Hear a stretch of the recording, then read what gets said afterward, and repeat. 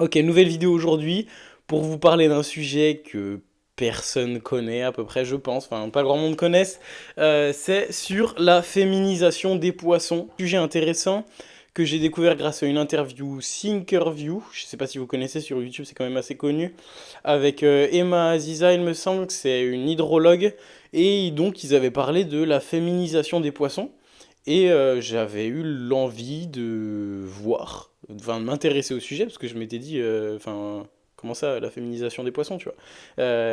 D'où eux aussi ils décident de changer de sexe. Mais c'est pas du tout ça, donc je me suis intéressé et je vais essayer de vous faire un résumé de tout ce que j'ai appris le plus synthétique possible, parce qu'il y a quand même beaucoup de choses, c'est quand même assez fourni. Donc c'est la première fois que je fais une vidéo comme ça, un peu vulgarisation, sachant que même moi je suis vulgaire, donc, donc je sais pas ce que je vais vulgariser, mais on va essayer de faire un truc cool, on va voir. Donc ouais, les poissons, ils se féminisent. Dit comme ça, je vous avoue que ça fait sourire. Même quand j'en avais parlé autour de moi pour savoir s'ils savaient ce que c'était et tout, les gens se foutaient de ma gueule. Mais c'est pas du tout drôle en vrai, même si là je suis en train de sourire. C'est pas du tout drôle parce que les poissons ils le choisissent pas en fait.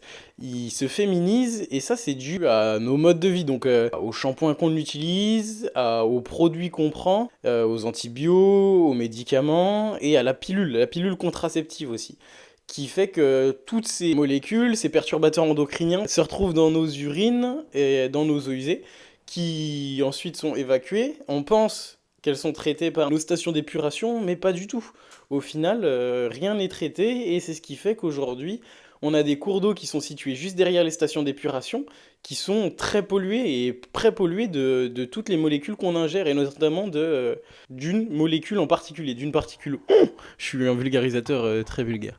Donc c'est ce qui fait que tous nos produits se retrouvent dans nos eaux usées. Je crois que j'avais une stat.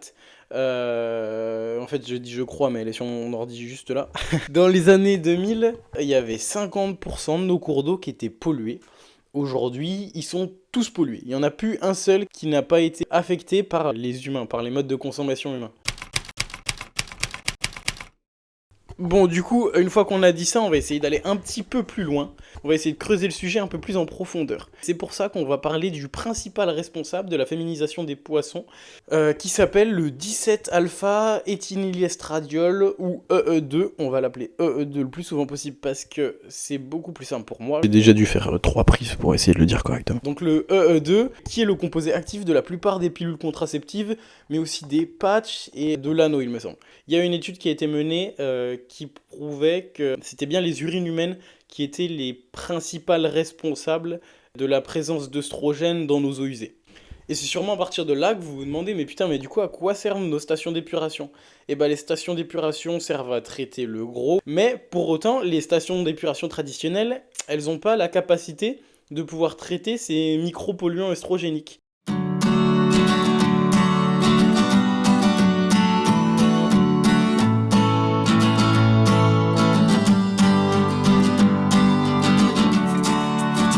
Et c'est ce qui fait qu'ensuite ils se retrouvent dans la majorité des effluents. Et en fait, les stations d'épuration dites classiques, elles ont la capacité de pouvoir traiter et éliminer les œstrogènes naturels par des traitements aérobie ou anaérobie.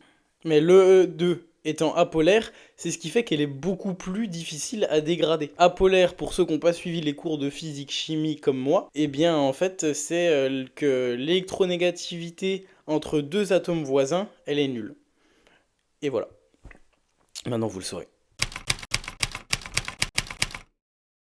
On va voir l'effet que ça a réellement sur les poissons. Concrètement, qu'est-ce qui se passe dans leur corps. Mais donc, quand les mâles sont exposés pendant trop longtemps à ce cocktail d'œstrogènes, ils vont voir leurs gonades, donc leurs organes sexuels, se transformer et avoir des caractéristiques féminines. On appelle ça l'intersexuation. Et donc c'est ce qui fait qu'on retrouve dans nos cours d'eau des mâles avec des ovocytes, donc des ovules dans leurs testicules, ou d'autres caractéristiques sexuelles typiques des femelles. Vous n'êtes pas un homme, Ah pardon. non, non, non, je sais pas ce qui vous fait dire que je suis un homme, mais je ne suis pas un homme. Votre apparence? Ah bon? Ah bah il faut pas confondre identité de genre et expression de genre, sinon on va déjà mal partir. Et donc tout ça, ça a un impact sur leur fertilité.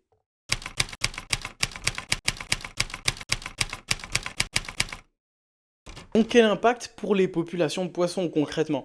Il y a une étude qui a été menée par Kidd et al.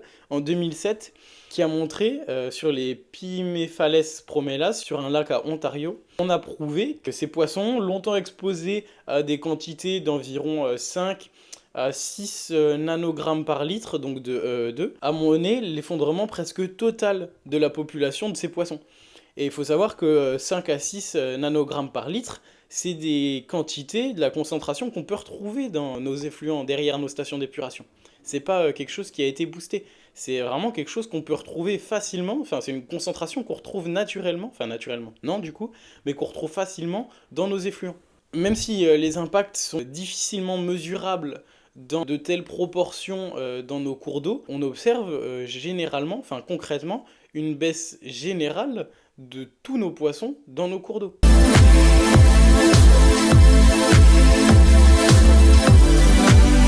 Mais ça touche pas que les poissons d'eau douce, parce qu'on retrouve aussi ce phénomène dans les poissons d'eau de mer.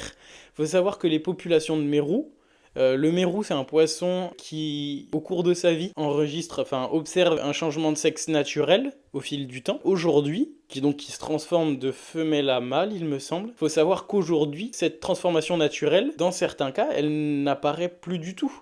Donc, c'est ce qui aussi mène à la baisse de la population des mérous. Et je trouve ça dingue comme phénomène de se dire que on a la capacité, par nos modes de vie, on impacte à ce point-là inconsciemment, parce que personne ne le sait au final. Et puis, personne ne va en parler. Qu'est-ce que tout le monde s'en fout du changement de sexe des poissons, tu vois?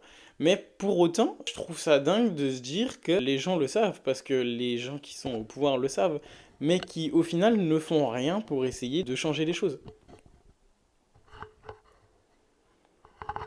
Mais heureusement, il y a des solutions, vous en faites pas. Donc comme d'hab, il y a le famoso, le El Famoso, changer nos modes de consommation, mais qui n'arrivera jamais. Mais on a aussi la possibilité de moderniser les stations d'épuration pour qu'ils soient dotés de moyens efficaces de lutter contre ces phénomènes. Parce que bien sûr, aujourd'hui, nos stations d'épuration classiques laissent passer le E2, n'arrivent pas à le traiter, mais il y a des systèmes qui arrivent à éradiquer cette molécule. J'ai vu qu'en 2022, Montréal a décidé de moderniser sa station d'épuration en y incorporant un mode de traitement à l'ozone qui fait qu'aujourd'hui, elle arrive à lutter contre ce phénomène en fait. Ce qui permettra la réduction de près de 100% des virus et des bactéries et 75 à 80% des résidus pharmaceutiques qui se trouvent dans les eaux traitées rejeté au fleuve, indique la ville dans un communiqué. Donc voilà, il existe bien d'autres traitements que le traitement à l'ozone. Il y a un traitement à la boue active aussi, il me semble. Il y en a encore 2 ou 3, j'ai plus les noms exacts.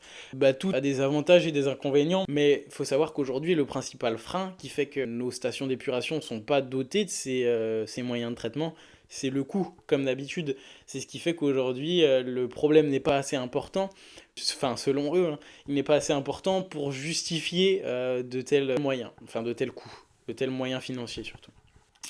Donc voilà, on a fait le tour, on a fait le problème général, qui est le responsable, comment ça impacte les poissons, comment ça impacte les populations aussi, et en 6e, quels sont les moyens de traitement. Donc j'espère avoir fait le tour, de vous avoir réussi à vous expliquer au mieux le phénomène. Je trouvais ça hyper intéressant, en fait, vu que je le connaissais pas, je trouvais ça hyper intéressant. J'ai plein de documents que je vous pose en description, même si je pense que vous aurez majoritairement la flemme, mais au moins pour ceux qui pourraient tomber sur cette vidéo et que ça intéresserait dans leur cours ou je sais pas, je vous pose toutes les sources que j'ai trouvées. J'espère que ça vous aura plu, c'était la première fois que je faisais une vidéo de ce genre. Où je m'appuie, faut dire que j'ai 3 vidéos sur ma chaîne donc je suis un peu frauduleux, mais voilà, j'espère que ça vous aura plu, n'hésitez pas à like, s'abonner etc. et on se retrouve pour une prochaine vidéo, à plus.